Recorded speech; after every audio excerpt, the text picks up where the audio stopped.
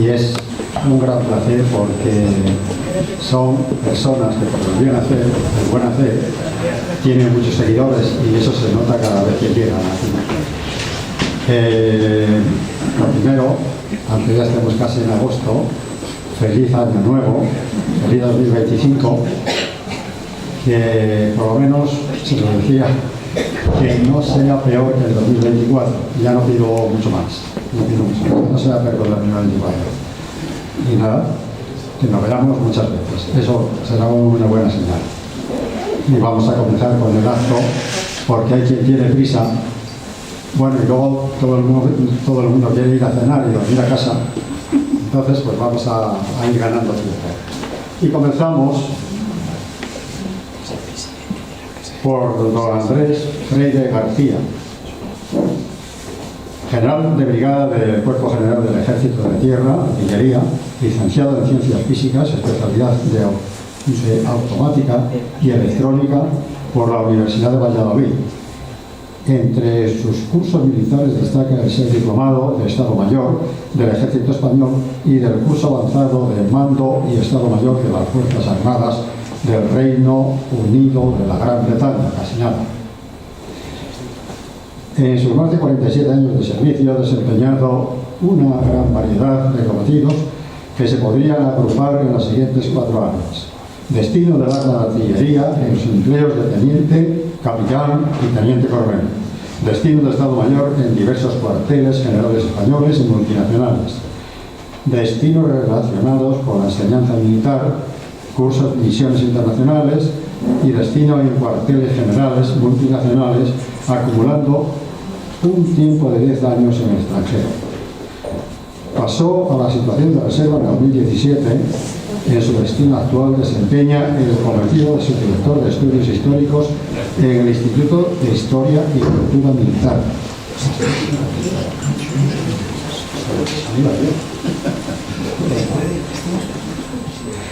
Bueno, seguimos con don Benito Taulercillo, coronel del Cuerpo General de Armas, Infantería y diplomado de Estado Mayor, diplomado en altos estudios internacionales por la Sociedad de Estudios Internacionales, es académico de honor de la Academia de Historia Militar de Perú, de la Academia de Historia Militar de El Salvador y de la Academia Latinoamericana de Historia Militar. Desde 2016 dirige la ponente de los siglos XVIII y XIX en el Instituto de Historia y Cultura Militar.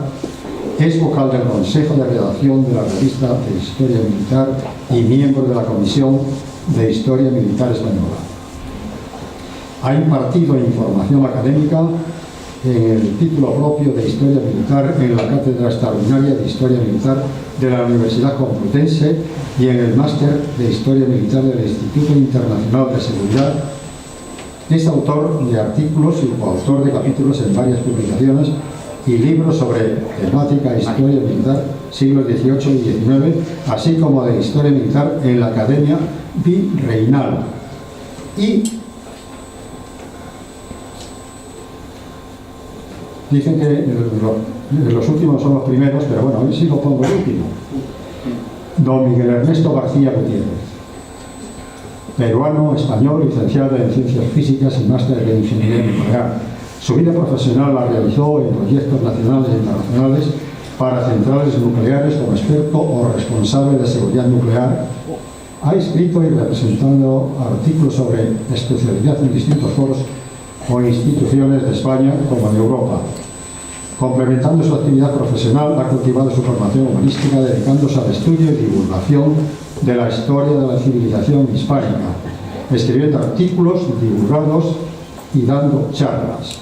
Desde 2022 es delegado de la Comunidad de Madrid, en la Comunidad de Madrid de la Asociación Héroes de Cavite, para el cual gestiona, organiza y coordina actos hispanistas, siempre con la colaboración de instituciones u organismos públicos privados.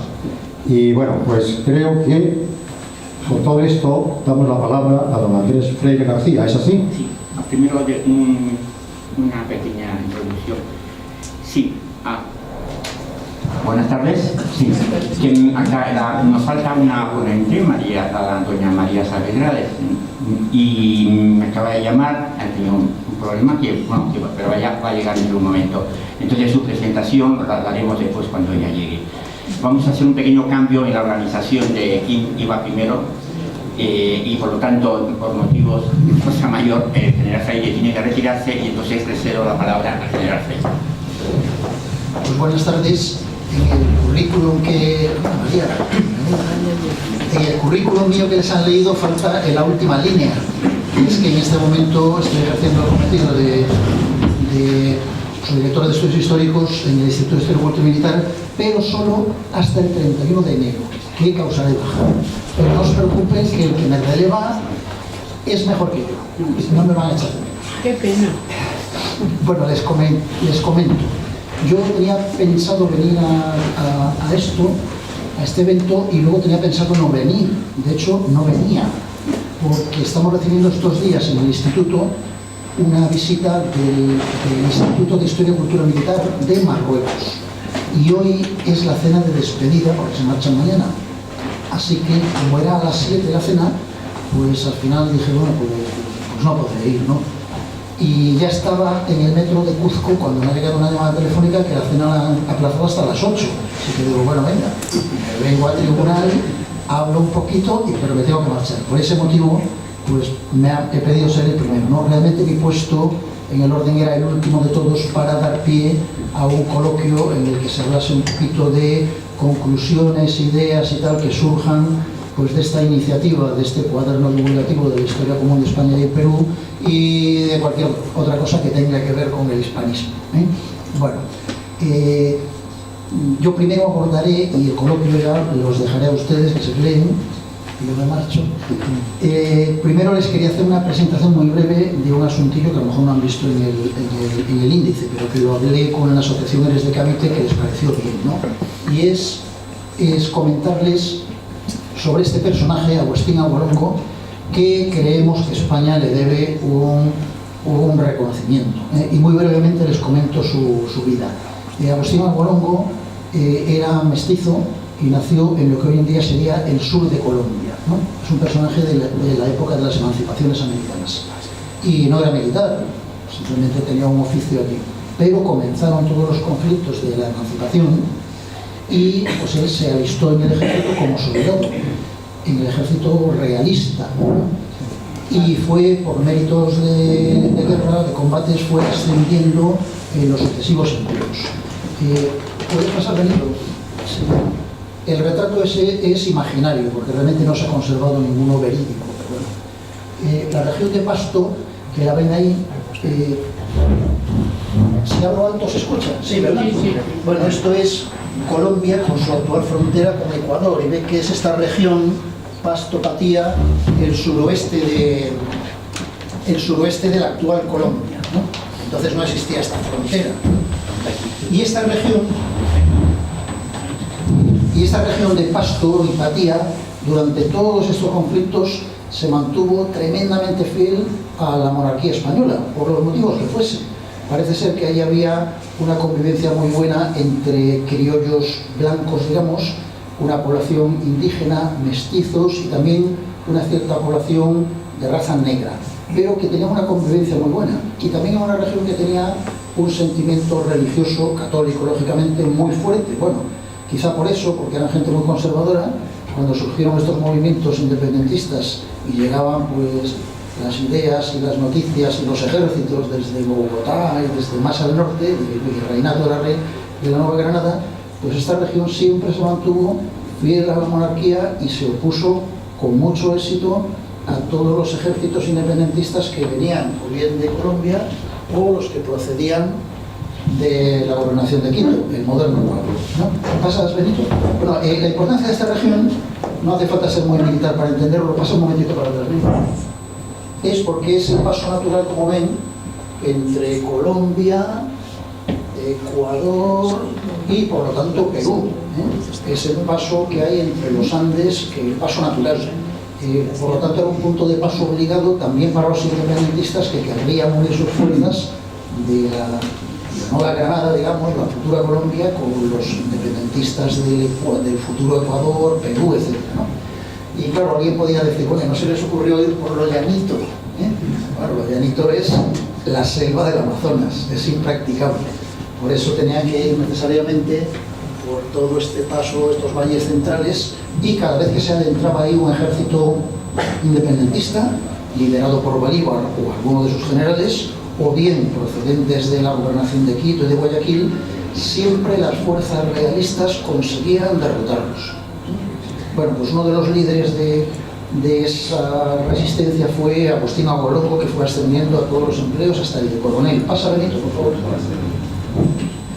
Bueno, aunque sea mucho saltar años, en 1822, cuando las fuerzas lideradas por las órdenes de Bolívar y del general Sucre venían de Venezuela, la futura Venezuela, la futura Colombia, a básicamente tratar de liberar Quito, la gobernación de Quito, pues hubo un combate muy importante ahí en Bomboná, en el cual las fuerzas realistas una vez más derrotaron o le presentaron terribles problemas a Bolívar.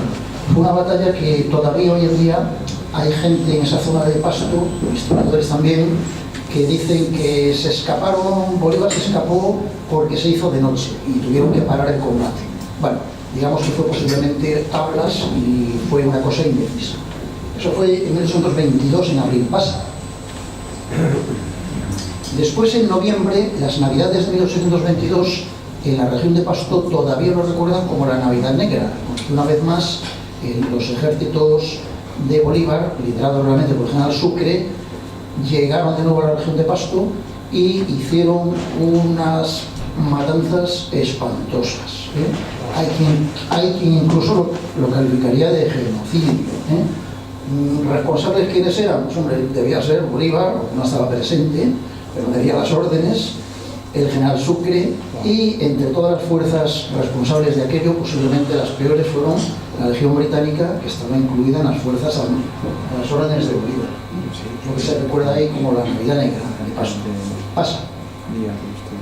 Y en 1823, una vez más, el ejército de Bolívar, que venía esta vez hacia Perú, se enfrentó de nuevo con los independentistas de esta región en Ibarra. Ibarra ahora está en el norte del Ecuador, pero es la misma región, ¿no? Y ahí sí que fue una derrota terrible de los realistas, una derrota tremenda. Y a partir de ese momento ya no pudieron presentar una resistencia organizada, pero siguieron luchando a modo de guerra de guerrillas, liderados por Agustín Agolongo. Pasa. Y ahí lo tienen. Agustín Agolongo nació en 1780 y murió en julio de 1824, lo fusilaron, ahora se lo cuento. Y, o sea que era jovencillo. Pasa. Agustín Agolongo continuó con la guerra de guerrillas y, como la historia de Viriato, que estudiamos los más mayores de pequeños, básicamente fue traicionado por alguno de sus subordinados, que se pasó al bando independentista, lo delató y lo cogieron prisionero. Pero le ofrecieron el ejército, que entonces se llamaba de Colombia, de la Gran Colombia que estaba creada por Bolívar, le ofrecieron pasarse al bando independentista e incluso le ofrecieron respetarle el grado de coronel, que es el que había adquirido él en el ejército real.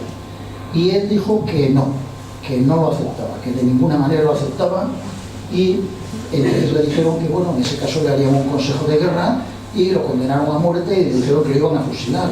Y como cuenta la historia, que en Pasto es casi un mito, pues Agustín Agolongo, sus últimas palabras, o lo que dijo ahí en el juicio, en el consejo de guerra, fue: si tuviera 20 vidas, 20 daría por el rey de España y por la religión católica. Y lo fusilaron. Este año, en julio, se cumplieron 200 años, y la verdad es que es un aniversario que ha pasado, no voy a decir sin pena ni gloria, pero muy desconocido. Por eso pensábamos que era justo, como mínimo, divulgar. Bueno, y les comento también que por iniciativa de la Asociación Cavite, y quizás de alguna más, durante este año pasado se hizo una acuestación y una iniciativa para hacer una estatua que honrase la memoria de Agustín Agolongo. ¿Puedes pasar, Benito? Y bueno, ahí está la estatua, que la ha hecho un escultor que ahora no me preguntes cómo se llama. Lo sabía, pero no me recuerdo. Y esta estatua estaba pensado colocarla en un pequeño municipio de la provincia de Granada que se llama Arenas del Rey. Pero por algún motivo municipal, que no llegaron al final a un acuerdo, los concejales, paralizaron la iniciativa. Así que ahora está la estatua, que está terminada. ¿Puedes pasar? Que hay una imagen más. A ver, pasa bonito. Ahí está el escultor, pasa. Facetas. Hay un vídeo también muy interesante, ven el proceso, ¿no? Claro, era un bloque prismático, de mármol blanco muy bonito, y ya ha acabado siendo la figura. Bueno, pues la estatua está terminada y quizá ahora lo que habría que hacer es entre todos promover que alguna asociación o alguien, pues no lo sé, quizá yo pienso que el lugar idóneo para esta estatua sería el Parque del Oeste de Madrid, que como saben está poblado de estatuas y monumentos de muchos líderes independentistas: Bolívar, San Martín, el cura Morelos, no, el cura Hidalgo, perdón, el cura Hidalgo, también está el prócer de la independencia de Uruguay, bueno, y también el general Santa Cruz, que fue presidente de Bolivia. Bueno, pues quizá sería una buena compañía homenajear a alguien que luchó y llegó a dar su vida por lealtad a un rey que no había conocido ni conocería jamás. Como dato anecdótico, ya muerto él, llegó de España la orden de Fernando VII, que ya había regresado, ascendiéndolo al empleo de general de brigada. Llegó a dar. Pero bueno, yo creo, y no estoy seguro, creo que de mestizo o indígena, de los que lucharon en el ejército monárquico en todo Hispanoamérica, yo creo que es el único que llegó al empleo de general de brigada, general, ¿no? Hubo coroneles y tenientes coroneles, pero general, yo creo, puede que me equivoque, pero pues si no sería uno de los muy poquitos. Bueno, pues esa es la estampa de Agustín Agualongo. Yo ya les tengo que dejar, si me disculpan, para quedar bien con la delegación marroquí, pero solamente les invito a que cuando llegue el momento final, si hay tiempo de coloquio, yo sugeriría que abordasen un tema que a mí me interesa mucho en particular, que es el hablar de, bueno, podemos regocijarnos en la hispanidad y sus valores, en los valores del pasado, pero quizá tenemos que pensar en el presente y mirando para el futuro. Es decir, ¿qué rasgos caracterizan al mundo hispánico en la actualidad? ¿Qué rasgos positivos existen y que merece la pena insistir sobre ellos, cultivarlos, difundirlos y que sean la base de un mayor acuerdo, una mayor coordinación en el mundo hispánico? Los dejo con esa idea por si la quieren, y ahora, si me disculpan, me voy con los vecinos de España. Muchas gracias.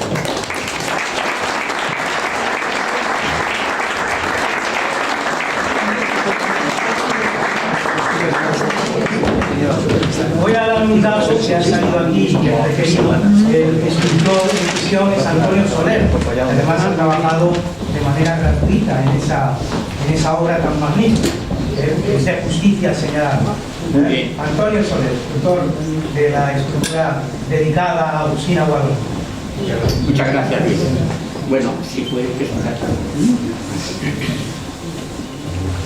De acuerdo, pues ya como está presente, vamos a leer unas breves líneas del currículum de María Saavedra y Naranjo.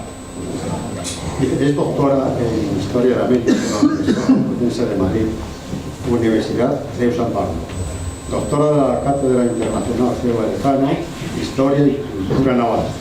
Doctora de la Cátedra Internacional CEU Elcano, primera vuelta al mundo desde su creación en julio de 2019. Miembro del Consejo Asesor de la Cátedra del Español y de la Hispanidad de la Comunidad de Madrid. Reconocimientos y premios.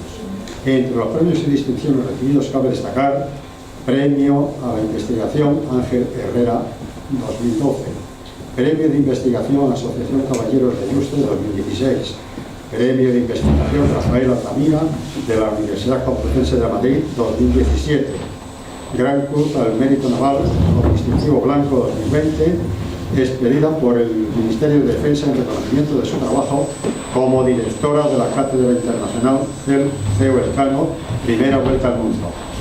Investigación y publicaciones, ensayos y artículos.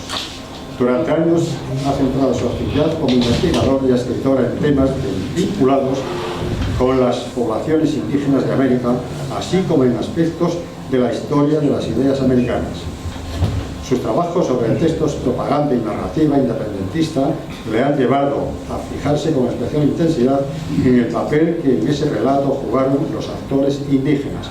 Y lo dejamos aquí para no hacer la cosa mucho más larga. Sí, he hecho la introducción del evento. Entonces, ya me vas y te escucho desde ahí. Vale, perfecto. Bien, ahora sí. Sí. Buenas tardes. Hemos empezado de una manera un poco especial por el tema de nuestro compañero, el general Freire. Quería comentar una cosa antes de nada. Quiero que sepan que los ponentes que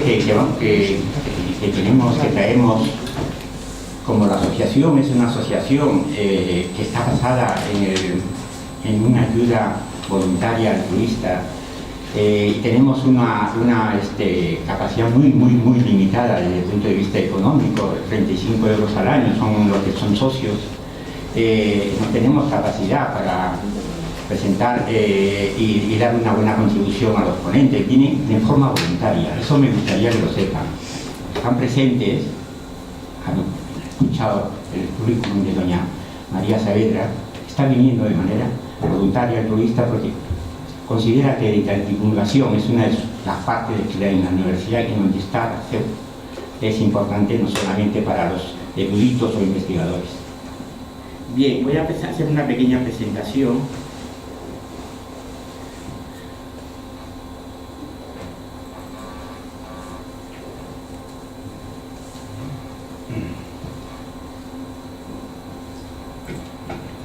¿Cómo se escapa esto?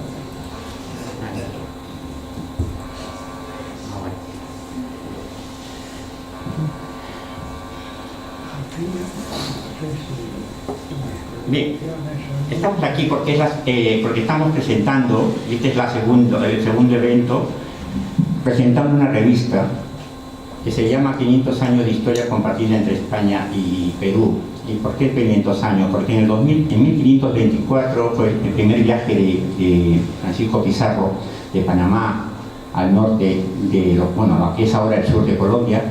Se puede decir que es el comienzo de lo que fue la llegada de los españoles o los castellanos a América del Sur, en Atahuantinsuyo. Y también en 1824, hace 200 años, en diciembre de 1824 se cumplieron los 200 años de la batalla de Ayacucho, que es el momento de la secesión de los países o de la balcanización de América del Sur, la parte hispanista.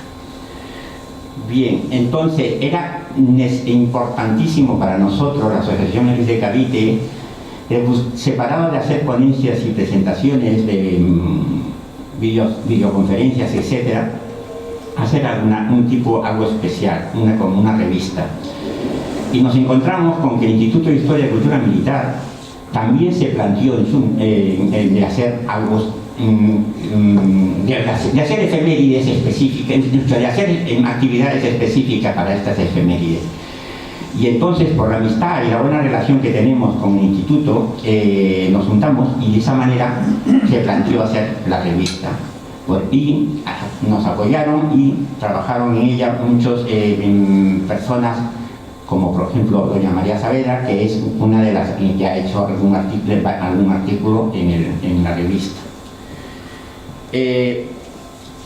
Quería también decir al comienzo algo importante, y es que aunque parezca ya muy repetitivo, creo que es importante decirlo.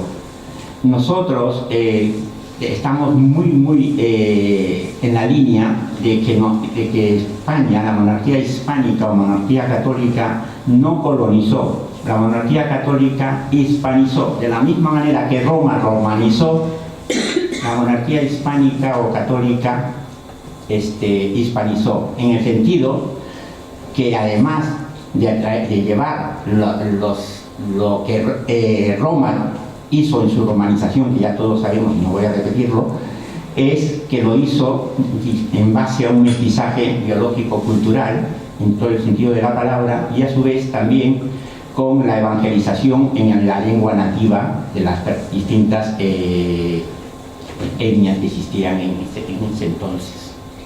Y eso, como digo aquí en esta presentación, digo, el mestizaje fue un fenómeno de fusión biológica, cultural, política y artística sin precedentes en toda la historia de la humanidad. Y eso hizo, y eso en el caso especial, en el Virreinato del Perú. Ahora bien, todos sabemos también que esta historia, nuestra historia compartida, que fueron 300 años en el caso del Virreinato del Perú, ha sido tergiversada, ha sido manipulada y olvidada. Y pongo aquí, digo, un ejemplo simbólico, es un informe del Real Instituto Elcano de hace 2 años, si no me recuerdo, de 2023, donde indica que hacen un estudio a distintas personas, miles de personas, distintos países que son Perú, México, Argentina, Chile, Colombia, Ecuador y Guatemala, donde les hacen una pregunta que es la importancia del país, la nación, que durante el siglo XVI, XVII y XVIII fue importante para el país donde estamos haciendo la pregunta. Pues el 40% de los ciudadanos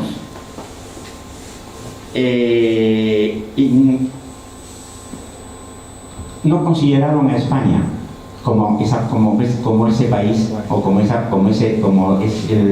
entidad que sea importante, por ejemplo, en este caso al Perú. Es decir, una ignorancia tremenda, un 40% de las personas que respondieron a esta pregunta, ¿cuál es la nación, país, entidad que en el siglo XVI, XVII, XVIII fue importante para tu país? Un 40% no mencionó a España. En concreto, un 33% mencionaron otros países y un 7% no mencionó ningún país. Y esto se acrecienta en función inversamente a la edad. Mientras más mayor,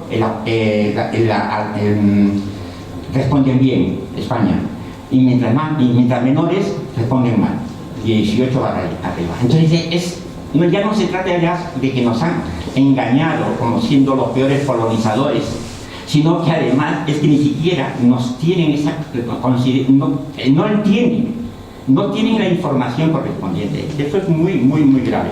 Bien. Después, ¿esto qué significa? Pues significa que en el periodo hispánico, que de 1524 a 1824, lo que se cuenta principalmente son la parte inicial y la parte final, es decir, la parte de la exploración y conquista del imperio inca y la parte de la campaña de emancipación.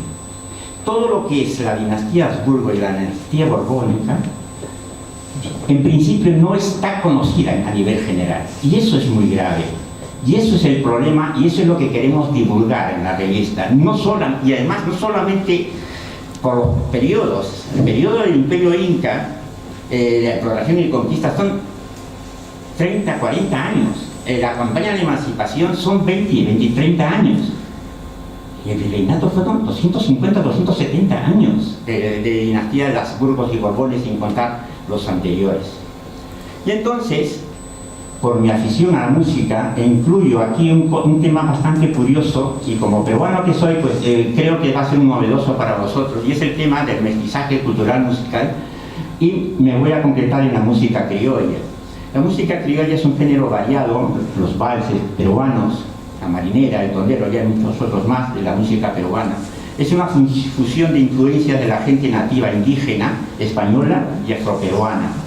A través de su letra y melodías, la música criolla refleja las tradiciones, costumbres y sentimientos del pueblo peruano. Ha desempeñado un papel significativo en la formación de la cultura peruana y afirma su identidad nacional.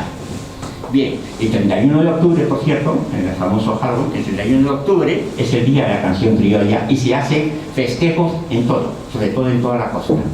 Y es a lo grande, realmente a lo grande. Pongo 2 ejemplos de canciones, porque evidentemente en la música criolla, pues la mayoría es música romántica, pero que no viene al caso. Pero por ejemplo, cuando estamos cerca a lo que es el día de la independencia del Perú, el 28 de julio, se ponen canciones muy típicas, hermosas por cierto por su melodía, que son estas 2 que voy a decir. Una de ellas es Mi Perú, un vals peruano de 1946. La letra lo pone allí y lo voy a decir cantándolo, aunque evidentemente sin acompañamiento. Ahí voy. Tengo el orgullo de ser peruano y soy feliz de haber nacido en esta hermosa tierra del sol, donde el indómito inca, prefiriendo morir, legó a mi raza la gran herencia de su valor. Y la segunda estrofa es: así es mi raza noble y humilde por tradición, pero es rebelde cuando coactan su libertad. Entonces, uniendo alma, mente y corazón, rompe cadenas cuando la muerte veía llegar. Esta canción es conocidísima en el Perú, es como el Cóndor Paz.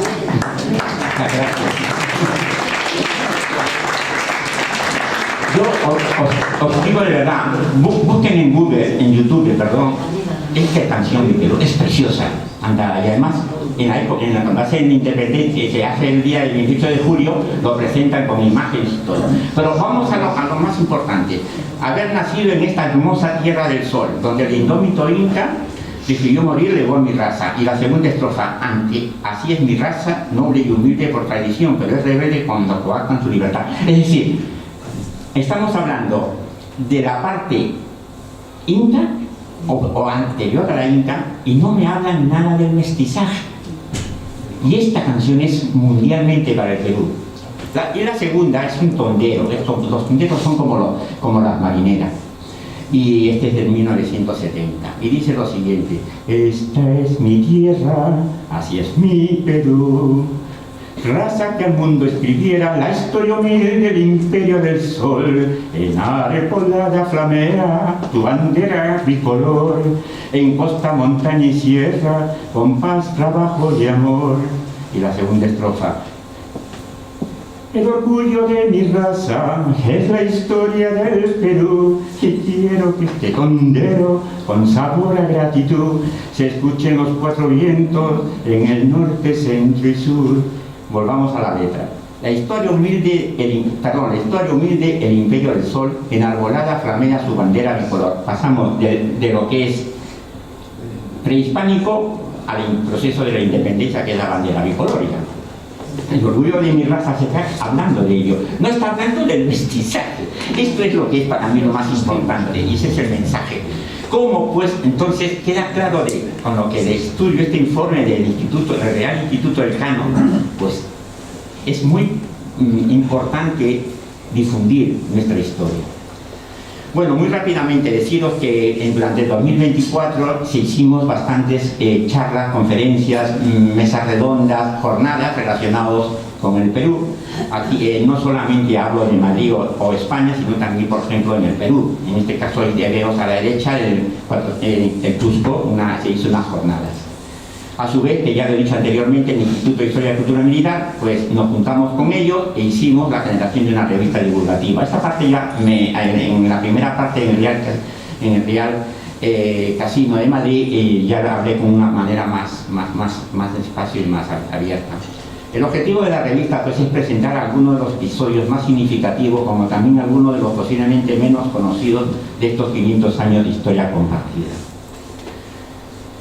Corolario: nos une nuestra lengua y nuestra cultura compartida. Es un activo de inmenso valor que debemos potenciar con determinación y generosidad. En este tiempo actual de grandes desafíos globales que requieren del esfuerzo coordinado de todos los hispanos, el foco de nuestra relación debe orientarse hacia el presente, para así preparar o construir un futuro aún mejor, de mayor provecho compartido, de mayores oportunidades. Esta es la revista que se puede descargar, son 18 capítulos. Ahí arriba está la dirección. Basta que vayan a Google, poniendo Héroes de Cavite, y ya en la primera página te sale el mensaje donde te dice que puedes descargarte la revista. Y nada más, porque ya la parte de la cronología, deciros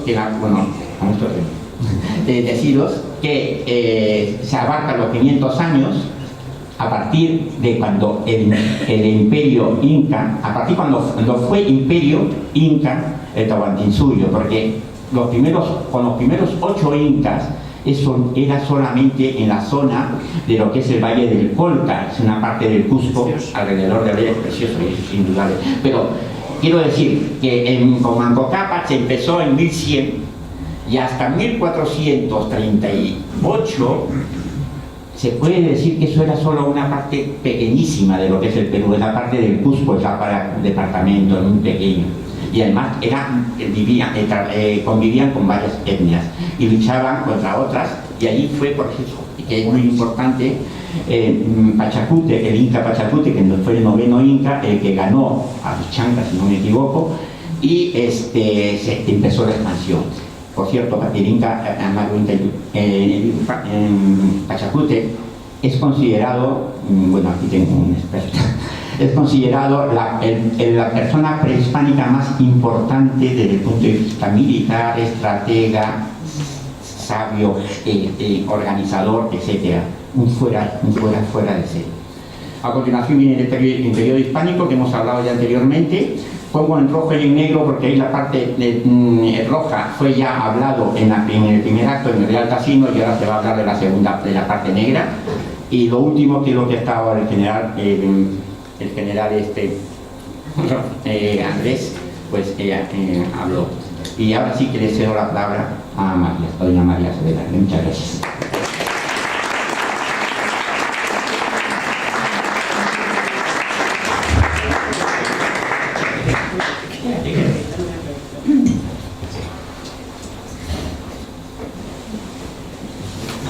Muchas gracias, Miguel. Muchas gracias, Miguel.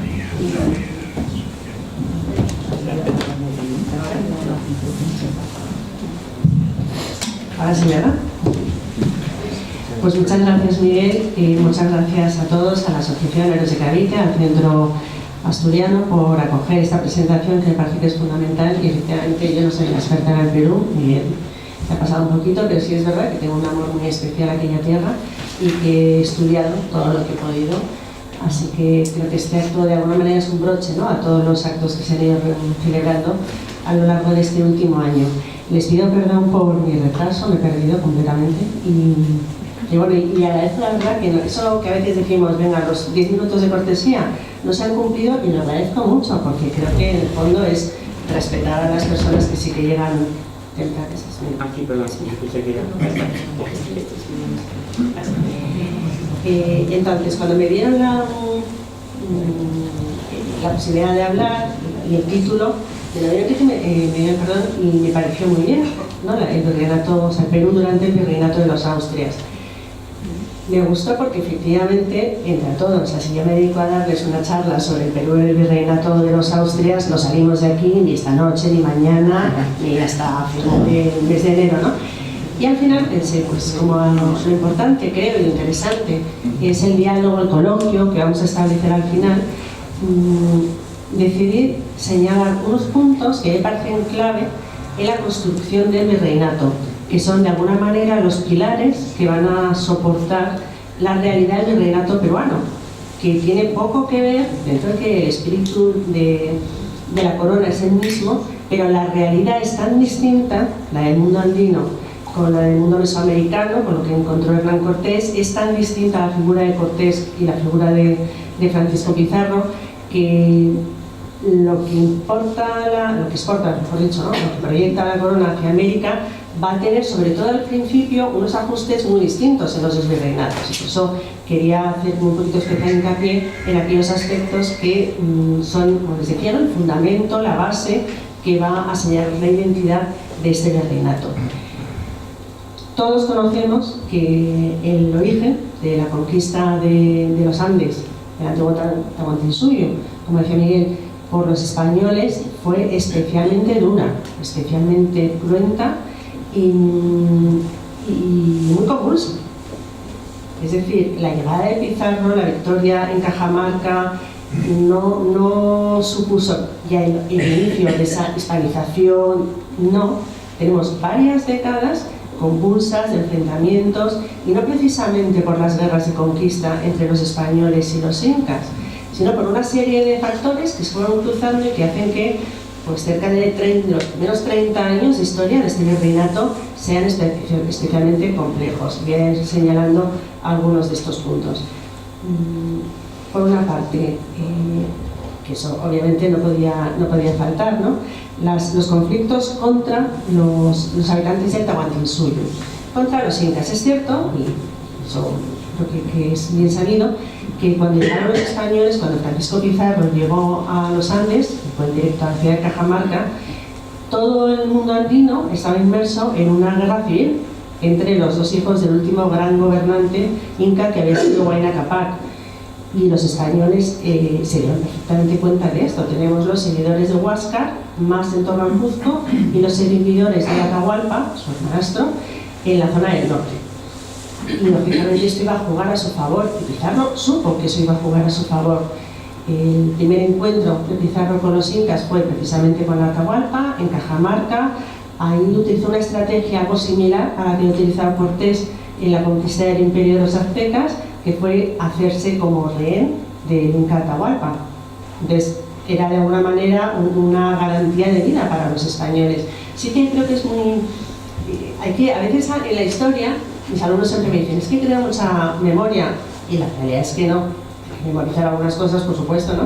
Pero sobre todo hay que tener comprensión. Y hay algo que creo que es muy importante, que es meter la imaginación. Porque no para crear, sino para elaborar imágenes a partir de nuestros conocimientos.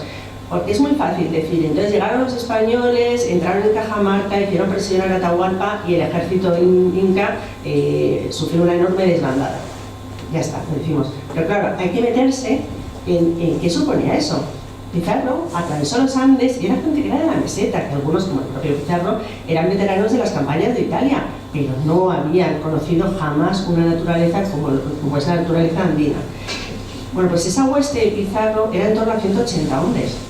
Y aquí no tenían los aliados de las calpecas que sí tuvo Cortés, ¿no? Entonces esos 180 hombres atraviesan los Andes, llegan a la ciudad de Cajamarca, se encuentran vacía, ven que a lo lejos se ve el campamento de Atahualpa rodeado de miles de sus súbditos, y están una noche esperando el encuentro que se va a producir al día siguiente entre Pizarro y Atahualpa. Esa noche, seguramente, para todos aquellos españoles, por mucho arcabuz que tuvieran, un arcabuz que hace contra 1000 indios, ¿verdad? Pensaron que era su última noche en esta tierra. Pero bueno, pues ahí estaban, unos por gloria, otros por honor, otros por la religión, otros por servicio al rey, y otros, obviamente, por motivos económicos. Pero seguramente iba a acabar todo allí. Aquella aventura terminaba al día siguiente. Entonces, además, de esa noche la pasaron ellos posiblemente rezando. Recordemos que los comportamientos fueran los que fueran, pero estos señores tienen una profundísima vida religiosa, un sentido de la trascendencia que hay que pensar mucho, ¿no? Para imaginar que el padre Valverde, que era el sacerdote que acompañaba a Pizarro, pues seguramente dio muchas extremas unciones, porque ello pintaba muy mal. Y además les decía, ¿no?, que a lo lejos se veía el campamento de Atahualpa y cómo llegaban centenares de guerreros a ir completando el ejército de Atahualpa al son de tambores y con unas fogatas, con unas antorchas. Es decir, el contexto era absolutamente estremecedor. Al día siguiente se encuentran, entra Atahualpa en la plaza de Cajamarca y se produce ese enfrentamiento. Pizarro lo hace prisionero y la gran desbandada de los indios, los incas. Esto es una primera, digo que fue una estrategia que a Pizarro le funcionó. Tenemos el famoso rescate ofrecido por Atahualpa, llenaré una habitación hasta arriba de objetos de oro y 2 veces hasta arriba de objetos de plata, empiezan a llegar los objetos de plata y oro. Mientras tanto, Atahualpa ha ordenado matar a su hermano Huáscar, y pues algunos de los intérpretes que tiene Pizarro le dicen que Atahualpa está preparando una rebelión contra los españoles, todo lo cual se hace un juicio muy forzado. Se condena a Atahualpa por la muerte de su hermano y por rebelión contra el rey de España, un juicio que el propio Pizarro lamentó mucho y porque luego fue cuestionado por el propio rey Carlos I. En cualquier caso, aquí termina una batalla. Es verdad que Huáscar ya había muerto, con lo cual no teníamos ese segundo rival, ¿no? Y Pizarro supo utilizar, en este caso también, otra estrategia, que es de todos los hermanos, que hay hermanos hermanastros. Claro, un inca, cuantas más mujeres tuviera, es que él estableció más relaciones, más alianzas con señores del territorio, con lo cual los hijos de Huayna Cápac eran infinitos, ¿no? Entonces, uno de ellos, que se llama Manco, como el fundador de la dinastía inca, Pizarro le nombró inca. Entonces, de alguna manera iba a ser el que iba a servir de enlace entre los españoles y los incas. Bien, nombra Inca Manco Cápac, mientras que se establecen los españoles en el Cuzco. Pizarro se va a Lima, funda la ciudad de Lima en el año 1535, y entonces sí empieza la gran rebelión, lo que de verdad fue el combate entre los incas y los españoles, la gran rebelión inca. ¿Por qué? Porque Manco Inca, desde el Cuzco, estaba permanentemente o sea, los otros Pizarros, los hermanos Pizarro, les estaban exigiendo permanentemente más oro, más riqueza, incluso más mujeres, y Manco se hartó. Entonces organizó una rebelión, que en esa rebelión murió Juan Pizarro, el pequeño de los hermanos Pizarro, y una parte del ejército inca, que mientras saltaban en el Cuzco, fue contra Lima. Y aquí esto es uno de los puntos que creo que son fundamentales para comprender la realidad identitaria del virreinato del Perú. Pizarro tenía una amante. Para ellos, posiblemente para los incas, había sido un matrimonio. Atahualpa le había entregado una de sus hermanas como amante. No hubo un matrimonio para los cristianos, pero los incas sí consideraban que eran esposos, Pizarro y esta mujer que se llamaba Inés Huaylas, después de bautizarse.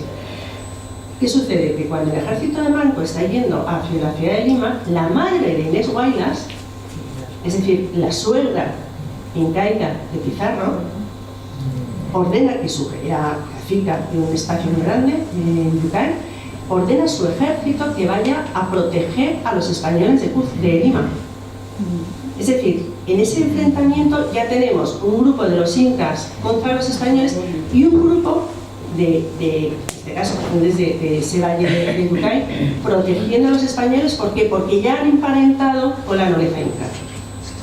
Entonces, esto es una parte de ese mestizaje del que nos hablaba Miguel y que va a configurar en gran medida, ¿no?, la sociedad virreina. Y por último, les decía, ¿no?, momentos convulsos. Primer enfrentamiento Cajamarca, segundo la gran rebelión del Cuzco, que acabará con los incas de Vilcabamba, y por último las guerras civiles entre los españoles, ¿no?, la parte más triste de la conquista del Perú, y es el enfrentamiento entre los seguidores de Pizarro, los seguidores de Almagro, aquellos dos amigos que habían montado una sociedad para ir a la conquista, el descubrimiento y colonización del Perú.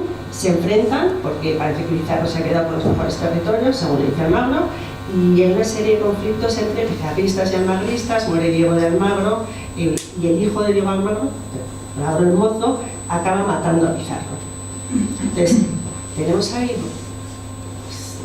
varios años en los que no es posible consolidar la presencia española porque los propios españoles están con un continuo conflicto entre ellos.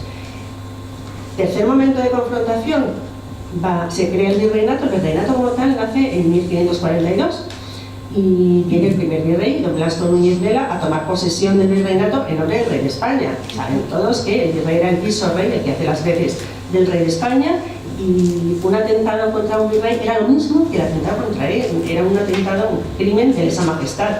Bueno, pues viene Blasco Núñez Vela, que además venía con las leyes nuevas que iban a poner límites a las encomiendas. Y entonces Gonzalo Pizarro, el último de los Pizarro, de los hermanos que queda en Lima, decide alzarse contra el rey.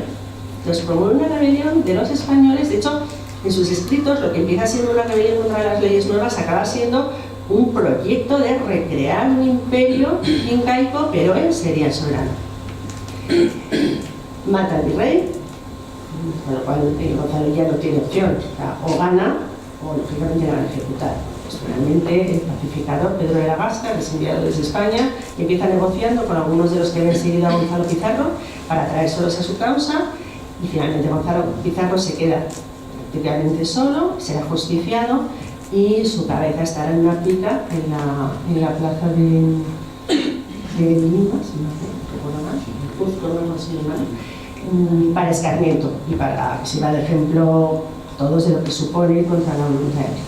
No, pues estos serían los principios tan convulsos y que o sea, su consecuencia será que no termina al principio, o sea, que tarda en afianzarse la presencia española en el Perú. Una vez que se ha afianzado, una vez que la Gasca ha conseguido pacificar al menos a los españoles entre ellos, y tenemos un estado paralelo en Vilcabamba de los incas, vamos a construir. Esa construcción yo me quería fijar en tres puntos, ¿no?, en tres pilares, que son por una parte la sociedad virreinal, por otra parte la organización política administrativa y por último la evangelización. La sociedad virreinal.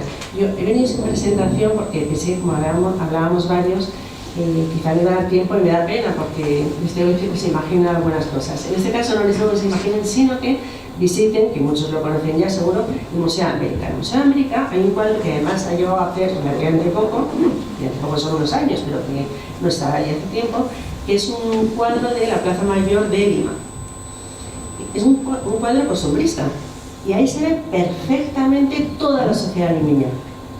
Recuerden que, así como México fue, desde el punto de vista económico, la gran capital del imperio, Lima fue, digamos, la corte más sofisticada y con más ganas de vivir.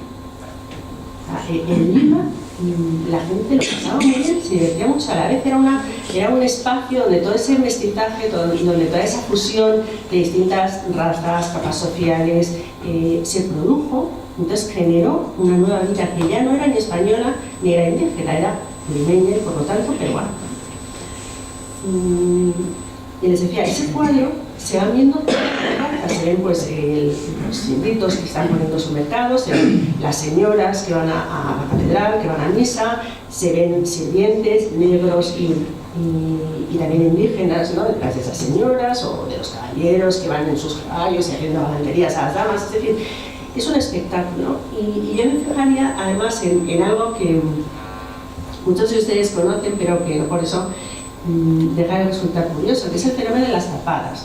Las tapadas en Lima, que se conoce así a las mujeres limeñas, mujeres de cualquier tipo de estamento social, ¿no?, que vestían una época, una moda, ¿no?, a finales del 16, el 17 y primeros del 18, ¿no?, en que vestían con un manto que les cubría la mitad de la cara y solo dejaba ver un ojo.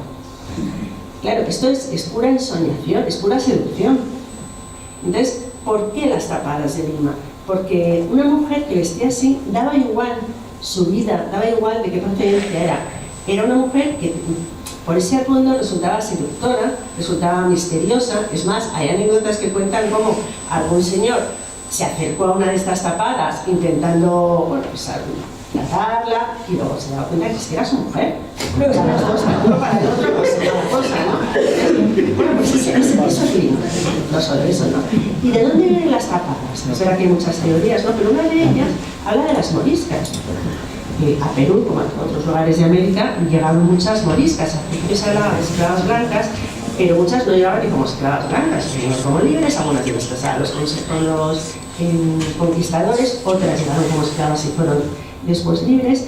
Y entonces el atuendo de la morisca, que tanto llamaba la atención primero en España y luego allí, de alguna manera tuvo su reflejo en esa manera de vestir de las tapadas, porque al final es verdad que nosotros hoy vemos a una mujer con un burka y no resulta nada seductora, pero la morisca como tal de los siglos XIV, XV, la que llegó en el XVI a América, sí tenía ese componente de te muestro justo lo que yo quiero mostrarte, ¿no? Y bueno, pues eso de alguna manera, esa figura de la tapada refleja esa mixtura que se dio en la sociedad virreinal, una sociedad absolutamente cosmopolita, ¿no? Hay un diario de campaña, aunque el coronel Cabo lo desalara después de las independencias, pero uno de los diarios de campaña es del ejército de San Martín, que se están acercando a Lima, y uno escribía, estamos a las puertas de Lima, pero ellos están allí con sus cañas, con sus corridas de toros, y les da igual, van a esperar a que acabe la corrida de toros para ver si se unen a la independencia, ¿no? Bueno, pues era esa forma de vida atractiva y placentera que había costado mucho, ¿no?, llegar así. Segundo punto, la organización política y virreinal. Y aquí hay un personaje fundamental que es el virrey Toledo, el virrey Francisco de Toledo. Francisco de Toledo es el gran organizador del Perú. Tenía de alguna manera dos encomiendas directas de la corona de Castilla. Una es organizar el Perú, asentar la presencia española, y eso pasaba también por garantizar la legitimidad de España con el caso del Perú. Recuerden que cuando Carlos V se planteó aquella duda de si debía abandonar los territorios americanos, se la planteó fundamentalmente por el Perú. Entonces Francisco de Toledo va con esa exigencia de tenemos que legitimar, tenemos O sea, de alguna manera el objetivo era, si los incas han sido gobernantes ilegítimos, entonces está plenamente justificada la conquista española. Para hacer toda esa elaboración, puso en marcha lo que se conoce como las informaciones del virrey Toledo, es decir, mandó a muchos mensajeros, a funcionarios por todos los territorios del Tahuantín suyo para que le informaran de cuándo se sometieron al imperio de los incas y cómo fue ese sometimiento. Claro, su objetivo era la legitimación de España, pero para nosotros es una fuente increíble de conocimiento sobre el pasado inca inmediatamente anterior a la llegada de los españoles. Con Francisco de Toledo, además, termina los incas de Vilcabamba. Como saben, era un tema que estaba ahí permanente y que en algún momento los virreyes tenían que atajar, y fue Francisco de Toledo el que ordenó ir a Vilcabamba, trajo como preso al último de los incas de Vilcabamba, a Tupac Amaru, y lo ordenó ejecutar en la plaza con gran puesta en escena para que se viera a todos también el testamento de uno no se levanta contra el virrey. Y por último, el tercer punto, que es pilar también del virreinato y tiene que ver con la evangelización, como les decía antes. Recordemos que la segunda mitad del siglo XVI, en todo el mundo cristiano, está marcada por el Concilio de Trento.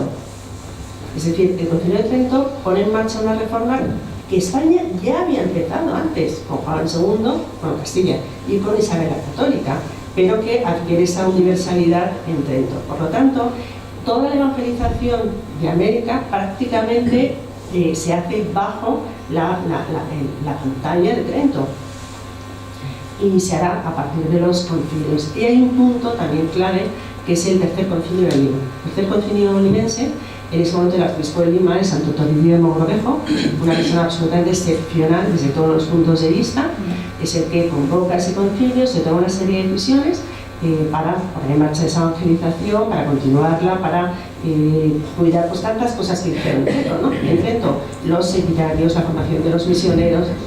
Y una de las consecuencias directísimas de este tercer concilio de Lima fue, que además lo quiso así Santo Toribio, un catecismo de la doctrina cristiana en las tres lenguas oficiales del virreinato, que eran el quechua, el aymara y el español. Esto es la fundamentación desde el punto de vista de la religión del virreinato. Por lo tanto, y concluyo ya con esto, tenemos una fundamentación social que es pura mixtura, es puro mestizaje, una fundamentación política, que es la lealtad absoluta a la monarquía hispánica y la incorporación de todos aquellos territorios y de sus habitantes como súbditos libres de la monarquía, y la evangelización no como excusa, que es lo que a veces se dice, no como excusa, sino como uno de los objetivos prioritarios para poner en marcha aquella incorporación del Perú a la monarquía hispánica, poniendo además una serie de medios que eran pura exigencia.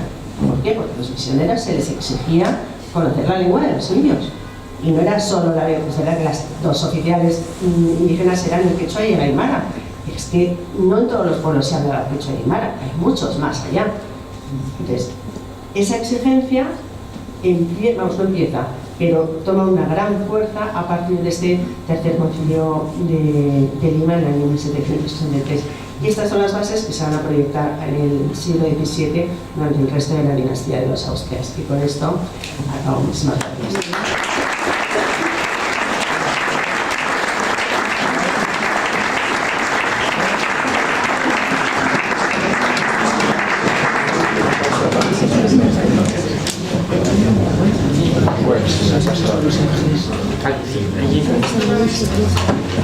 No sé si me oirán al fondo sin necesidad de micrófono. Sí, perfectamente, porque hay buena voz.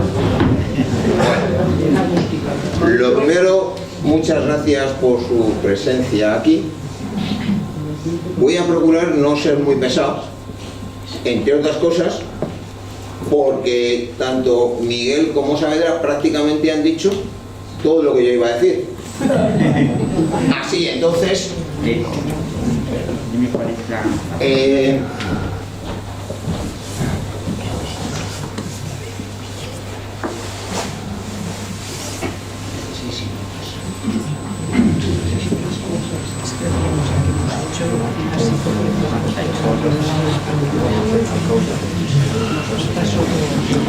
Bien, de todas maneras, Miguel, por asegurarte, cuando lleve 20 minutos, me das un toque, por favor.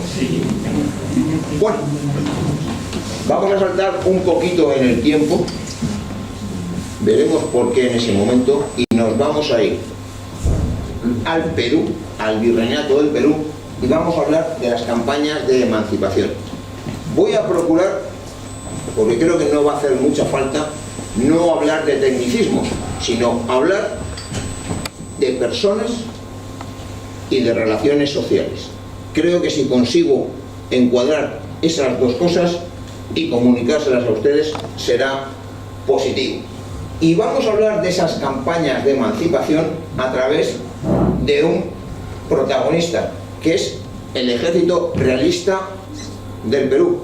La verdad es que tengo que ser cuadriculado. Vale, pero podía hablar tranquilamente de uno de los ejércitos del Perú. Y por eso ahora lo vamos a ir viendo. Por favor, no se asusten, son 10 puntos, pero son campañas. Sí que quiero decirles eso. Normalmente los militares dividen los años en campañas en función de unos 6 meses para un objetivo específico. Aquí no se va a cumplir. Sí que hay una fecha clave en la historia del Perú, que va a ser en España, Cabezas de San Juan, 1 de enero de 1820. Pasa, por favor. Porque yo aquí voy a hablar de Perú y de Península, pero si ustedes me permiten voy a hablar de los españoles de 2 hemisferios.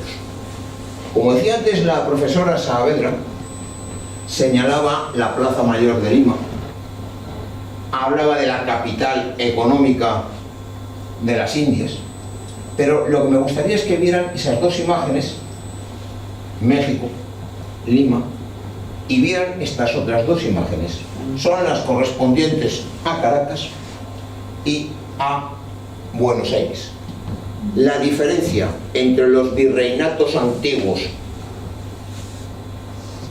lo ha señalado perfectamente la profesora Saavedra, en comparación con los nuevos virreinatos, mucho más mercantiles, mucho menos preocupados por esas corridas de toros, y luego pensamos lo que hacemos, y así la emancipación fue completamente diferente en los 4 virreinatos, porque aún en los 2 virreinatos antiguos hubo un momento que la mentalidad de los hombres que combatieron fue totalmente distinta. Por favor, sigue. ¿Y por qué? ¿Por qué vamos a hablar de 1809? Porque hay una cosa clave. 1808 empiezan 6 años de resistencia total contra Napoleón. Y eso va a trastocar todo el universo de la monarquía hispánica. Fíjense, 6 años he dicho. Si hablamos de la guerra de sucesión, estoy hablando 13 años, 12 años. Y ahí no hay ningún problema. Los virreinatos seguirán, cambiarán los virreyes, cambiará esa estructura que ha señalado la profesora, pero seguirá todo.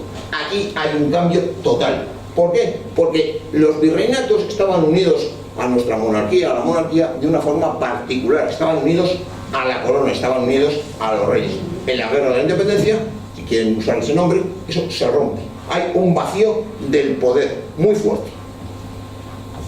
Por otra parte, tenemos una serie, en Península lo saben perfectamente, de levantamientos populares, juntas locales, provinciales y cooperativas. ¿Y por qué no lo van a hacer al otro lado del Atlántico? Pues también lo van a hacer. ¿Qué diferencia hay? Pues a lo mejor la diferencia que hay es que no tenemos un Saavedra, un Francisco de Saavedra, que intenta aglutinar, un Florida Blanca, que intenta aglutinar una Junta Central Superior Gubernativa. De todas maneras, eso lo acabo de decir, y ustedes me perdonan, es difícil, porque imagínense gobernar a través de una Junta desde la mitad de los Estados Unidos hasta el río Biobío en la frontera con los araucanos. Francamente difícil. Problema importante, la regencia es un nombramiento en el cual los reyes no cuentan, y eso es rechazado. 1809 empezarán movimientos, 1800 las Juntas de América, y el 25 de mayo, Buenos Aires, el más moderno, el más progresista, si quieren, en el término actual de los virreinatos, proclama la rebelión y la independencia, sí, Miguel. ¿Y qué es Perú? Porque Perú, en 1809, era la sombra de lo que fue políticamente. Era muy pequeñito ya. Pero fíjense, en el corazón de la América del Sur, cualquier movimiento era un aguijón al norte y al sur. Tradicional. Y encima dispone o tiene una figura clara que es un virrey, que es el virrey Abascal. Y entonces el virrey Abascal, se decía que cuando en España no había rey, en América estaba Abascal. O sea, imagínense la capacidad de este señor. Luego la analizaremos. Ve claramente la necesidad de volver a reestructurar el virreinato del Perú, cogiendo el reino de Quito, Antemuralla, los centros de comunicación.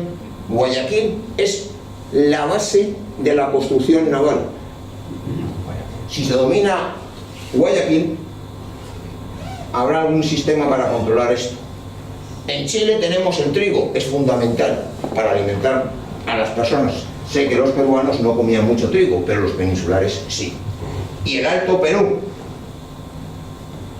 el dinero y los hombres, las bases del ejército. Eso es lo que va a hacer ese virrey, que es Abascal. Es un hombre de una amplia formación técnica, es un oficial volcado en el combate de proyección, es un hombre moderno, toda su vida está fuera de península, para colmo de males es ni más ni menos, ha sido, teniente del rey, o sea, gobernador de la llave de las Américas, La Habana, gobernador de Guadalajara, virrey sin llegarlo del rey de la Plata y finalmente el virrey del Perú. Pero para llegar al virrey del Perú tiene que hacer un viaje de 6.000 kilómetros a través de América, de Sacramento a Lima, con lo cual cuando llegue a Lima va a conocer perfectamente sus territorios. Por favor, sí. No va a ser el único virrey importante 1809-1824, 15 años. 15 años. El ejército del Perú va a aguantar 15 años. Eso es, en la historia militar, un logro inmenso. Y hay 3 virreyes. 3 virreyes además que son absolutistas, liberales, es igual. Aquí va a dar igual. No va a ocurrir el proceso y lo adelanto de México con el ejército trigarante. Aquí eso no va a ocurrir. ¿Qué van a hacer estos 3 hombres? Pues unificar perfectamente, compactar, unir, fusionar, mestizaje, peruanos, altoperuanos y peninsulares. Y van a tener una confianza muy fuerte en ese personal americano. Voy a decir americano, realmente tendría que decir peruano y altoperuano, porque en todo lo que les voy a hablar, solo 2 batallones, 1000 hombres, no eran peruanos. Va a darle mucha fuerza a las milicias, y ahí sí tengo que hablar un momento de técnica militar. La diferencia entre un ejército es que un ejército son profesionales y la milicia, bueno, pues son un poquito amateur. Esos hombres lo que van a hacer es transformar esas milicias, les van a dar cohesión y los van a convertir en regulares a base de fortalecer los pies, las plantillas de las unidades. Ese nuevo ejército del Perú, cuando empieza a funcionar, hay que tener en cuenta una cosa: los últimos peninsulares que llegan a América son 1789. Otro punto importantísimo, la Revolución Francesa. La Revolución Francesa y la independencia americana, sin esos 2 elementos, seguramente estas emancipaciones a lo mejor hubieran tardado un poco más, no lo sé. Pero, si ustedes piensan, desde 1789 hasta 1809, los americanos se defienden solos. Solos. Y encima siguen triunfando sobre el gran adversario, que es el Reino Unido, como en 1786 en el combate de San Juan, en Puerto Rico, por ejemplo. Con eso se va a constituir un nuevo ejército. Hay 2 figuras claves: Manuel de Goyeneche, nacido en Arequipa, y Ramírez de Oroz, un oficial peninsular que toda su vida ha vivido en América. ¿Qué es lo que van a hacer? Pues van a organizar un programa de instrucción y adiestramiento de 4 o 6 meses que va a transformar esas milicias en esto que tienen ustedes aquí, o es el Regimiento Real de Lima, un solo regimiento para todo el virreinato. Aparecerán otros, el Regimiento Cuzco, Castro, este chileno, Dragones del Perú, etc. Pero, importante, durante 5 años, estos americanos, con muy poquitos españoles, llevarán el peso de las operaciones. Cierto es que también aparecerán los peninsulares, pero ha hablado María Saavedra de 180 españoles en esa noche triste. Bueno, yo voy a hablar de 6.122 en 15 años. Si quieren ustedes pueden hacer la ratio y a ver cuántos de esos llegan por ahí. Porque todo lo que manda España a Perú son 6 batallones de infantería, unos 600 hombres cada uno, 3.600, bueno, ahí lo tienen, 6.122, no merece más la pena. Esas fuerzas que llegan, en 1820 tienen el 80% de bajas. Eso quiere decir que no existen, pero existen, porque van a existir. Luego, ¿qué ocurre? Que todo lo que hay ahí está cubierto por americanos. Aquí tienen los nombres de los regimientos, es lo de menos. Algunos cambiarán, es confuso porque algunas veces el Talavera y hoy en Victoria, bien, cambian los nombres, pero son eso, lo que les he dicho: 6 batallones de infantería y 5 escuadrones de caballería. Mío. No podemos dejar de hablar la Constitución de los españoles de 1812 para los 2 hemisferios. Ahí la tienen. La representación es igual en los 2 hemisferios.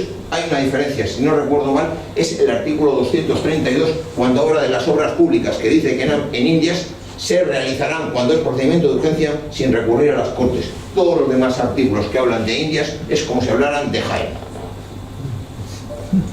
Por favor. Bueno, vamos a empezar el primer bloque de campañas. El primer bloque de campañas las va a dirigir Abascal y va a buscar eso que les he dicho, esos antemuros, a proteger al Perú. La primera acción va a ser la revuelta de Quito. Ya ha hablado antes el general Freire del tema del sur de Nueva Granada, creo que es bastante. En 1810, porque la preocupación siempre será el Alto Perú, va a lanzar una campaña sobre las fuerzas rioplatenses, que va a ser un desastre. Esa es la realidad. A pesar de una cosa que es muy importante, las fuerzas realistas van a tener siempre la ventaja cuando las fuerzas independentistas, emancipadoras, llámenlas como ustedes, están completamente desunidas, que en el fondo es lo que va a ocurrir. Si el virreinato del Río de la Plata, las provincias unidas hubieran estado unidas, no se hubiera aguantado. Si después de 1820 Perú, sus líderes políticos independentistas hubieran estado unidos, no se hubiera aguantado. Pero como no estaban unidos, la capacidad de resistencia era superior. De todas maneras, en 1811 y 12 se recupera el Alto Perú y se llega a penetrar hasta Tucumán y Salta. Ese será siempre el límite de la penetración realista, porque ahí se van a encontrar con una cosa, que son los gauchos. Una caballería irregular muy buena, que tiene muchos elementos y que no se puede vencer con la poco que han visto anteriormente en la anterior imagen. Pero aún así, desde 1813 se asegura el Alto Perú y va a cambiar el esfuerzo a Chile. A Chile, a la Capitanía General de Chile, y va a haber una serie de expediciones que en este primer periodo, tras la batalla de Rancagua, va a quedar más o menos unido al Perú. Por favor, Miguel. Pero la cosa va a cambiar el virrey, Pezuela entra en el poder. Esto es muy importante. Los virreyes no entran, estos virreyes no entran de la noche a la mañana. Pezuela ha sido el jefe del Ejército Real de Perú y ahora es el virrey, y le sustituirá el jefe del Ejército del Perú y será el siguiente virrey de la Serra. Se va a lanzar, visto que no hay forma de penetrar en esos Andes, se va a lanzar a través de San Martín una nueva idea de combate. San Martín es un oficial profesional, es un oficial regular y sobre todo es un gran organizador. Va a organizar el ejército de los Andes, que va a romper el muro y va a entrar en Chile. conseguirá el objetivo de la independencia, la emancipación, como quieran ustedes, de Chile, con sus problemas interiores que no vamos a entrar en ellos porque no tenemos tiempo. ¿Y qué va a ocurrir? Que a partir prácticamente de 1818 el mar es independentista. No llegan recursos realistas, sí que llegan recursos independentistas, y las fuerzas navales se caracterizan porque tienen flexibilidad, pueden maniobrar por líneas exteriores, que es lo que va a ocurrir. San Martín planea el ataque a Perú desde el mar. Pero en ese momento, 1820, saben ustedes, prácticamente a la mitad del ejército expedicionario que va a ir precisamente al Río de la Plata se subleva. Se proclama la Constitución y se cambian los procedimientos en Indias. Se ordena al virrey empezar negociaciones. Mientras esto está ocurriendo, la corriente libertadora del sur, la expedición libertadora de San Martín, toma tierra en Pisco en septiembre del 20. Perú es una plaza sitiada. La llegada de recursos a través de de Brasil es francamente complicada. Pero legalmente eso da opción a una cosa. Pezuela era un hombre ya un poco mayor, estaba cansado. No es que tuviera inacción, pero al final los oficiales, en función de una figura legal que existía, que era si en una plaza sitiada el oficial al mando no la quiere defender, cualquier otro oficial, aunque fuera un alférez, la mínima en graduación, se alza, todos los demás lo tienen que seguir. Ese es el motivo legal de la conspiración de Anacupio. Pasa Pezuela de ser virrey a La Serna. La Serna es otro oficial muy técnico, también es artillero como Pezuela, pero son los artilleros, técnicamente hablando de formación, tienen dos escuelas distintas. Hay unos que son muy proclives a la técnica y otros que son más tácticos. Pezuela era un oficial técnico, no quiere decir que no fuera táctico, y de La Serna era un oficial esencialmente táctico. Hay una serie de conferencias y al final esas conferencias no funcionan porque San Martín quiere una serie de cosas y los oficiales de La Serna dicen que cumplen rigurosamente las órdenes de Madrid. Y las órdenes de Madrid irán a misa. De tal manera que el ejército real abandona Lima el 25 de junio. ¿Por qué lo abandona? Porque no tiene capacidad. Lo acaban de decir mis dos compañeros anteriormente. Lima es una gran ciudad, no es el sitio adecuado para un ejército. Los ejércitos tienen que estar fuera de las poblaciones. San Martín entra en Lima y declara la independencia el 28 de julio. Miguel, por favor. Si queremos entender esto, tenemos que entender eso.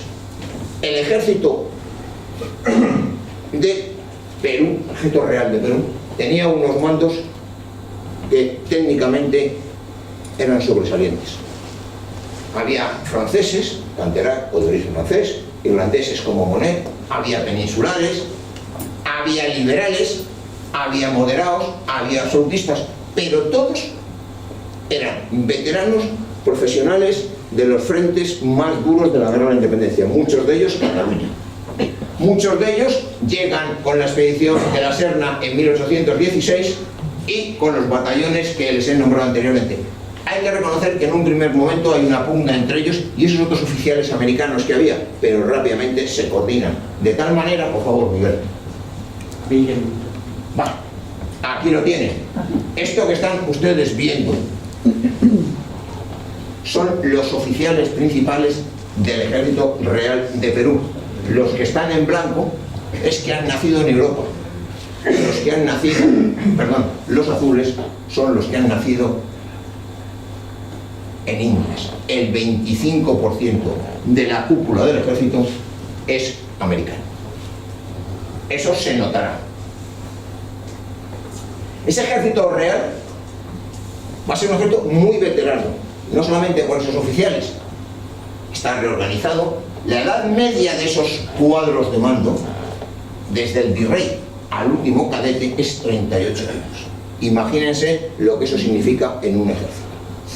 Los oficiales de compañía, o sea, los tenientes, los alférezes y los capitanes, el 75% son americanos. Antes me estaba refiriendo a la cúpula, a los tenientes coroneles, a los brigadieres, en las compañías americanas. Pero es que la tropa, el 85 al 90% era peruano. Y el secreto de ese ejército es esto: clases peninsulares y veteranos americanos. Mestizos, siento en el alma, lo voy a usar, pero voy a usar la palabra cholos. La base de ese ejército eran cholos, mestizos peruanos. Pardos y morenos en un regimiento en Arequipa. Personal, pues el del tiempo, normal, levas, prisioneros, desertores y pasados. Nunca hubo reclutamiento forzoso. No lo había en la península, lo vamos a tener allí. El servicio militar obligatorio en 1912, Miguel. Enfrente, me gustaría parar un minutillo y se pudieran ver las 4 caras de estos 4 hombres y las 4 caras de los 4 hombres que puse en la primera imagen, porque ambos reflejan, si me permiten la expresión, que han nacido en Noruega. Son todos americanos. La corriente libertadora del sur: argentinos, chilenos, morenos, peruanos, altoperuanos y peninsulares. Peninsulares, muchos, que sus ideas les llevaban hasta allí.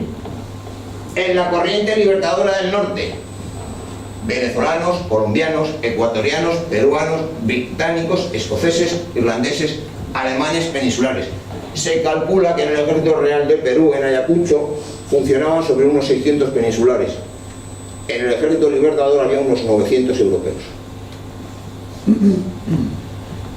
Como bien saben ustedes, tenemos 1822, Guayaquil, y hay un cambio de guardia. Será Bolívar el que tome la decisión de impulsar esa corriente y San Martín se retira. San Martín era un hombre mucho más político, mucho más pausado. Buscaba establecer una armonía entre los peruanos, entre otras cosas porque cada vez había más peruanos combatiendo. Por favor. Vamos a llegar a 1822, 1823, es el culmen de las fuerzas realistas, en una serie de campañas que se llama de cuartos intermedios, porque se lo voy a gráficamente a comentar. En las dos, lo que se busca es, saliendo desde el mar, creo que esta se ve muy bien, se avanza a partir Perú y el Alto Perú, esto es el lago Titicaca, y romper. Eso no lo van a conseguir ni en la primera campaña de cuartos ni en la segunda. ¿Por qué? Porque el ejército real es mucho más profesional, tiene unos mandos mucho más preparados y una tropa con una capacidad que no tienen la parte libertadora. Hay un momento clave además que será la vuelta por otro motín y la vuelta a las fuerzas realistas de la fortaleza del Callao, 1824, y Bolívar será, como he dicho anteriormente, el que tome la capacidad de resistencia y se lance, Miguel, por favor, a la última campaña. Pero hay un punto clave, que es en 1824 se revela un oficial español de milicias guipuzcoano que está al mando del Alto Perú, Pedro de Olañeta. Le era mucho, absolutista, feroz absolutista, pero también con un importante interés económico. Cuando se va a sublevar atacando la Casa de la Moneda de Potosí, lo que él sabe es que está en breve una sumaria del virrey hacia él. Hay enfrentamientos. Estos enfrentamientos lo que van a hacer es disminuir las fuerzas realistas, por una parte porque hay 4.000 hombres que siguen a Olañeta, y por otra parte porque las mejores unidades de Valdés quedarán destruidas. De tal manera que esto lo que va a permitir es facilitar la iniciativa a Sucre y a Bolívar, esencialmente a Sucre. Por favor, mire. Ya llegamos a los dos últimos encuentros, la batalla de Junín, pero la campaña de 1824 es una campaña preparada por Bolívar con una meticulosidad increíble, con una dureza muy fuerte también. Prepara y concentra recursos y busca una cosa, la batalla decisiva, porque hay que tener claro una cosa. Bolívar, los líderes independentistas tenían detrás sus naciones, para que llegara algo a la península, al ejército real, era dificilísimo. Los recursos de los realistas eran de los despojos en campaña de los independentistas. Hay un combate muy fuerte, que es la batalla sin humo, la batalla de Junín, que realmente hay unos errores importantes tácticos del jefe español, y lo que señalaba anteriormente, el enfrentamiento con Olañeta. Con lo cual, esta batalla lo que va a hacer es, agosto del 24, va a romper ese ejército, va a romper el tiempo que tenía de funcionamiento de formar la cadena, y llegaremos a la batalla de Ayacucho, batalla final que quiero solamente señalar una cosa: la reorganización realista no llega por tiempo. Las unidades que van a combatir en Ayacucho, muchas de ellas son auténticas unidades de reclutas, sin ninguna cohesión, y tras Ayacucho el ejército realista desaparece, y a partir de esa desaparición pues desaparece el poder peninsular en los territorios continentales de América. Y muchas gracias por todo.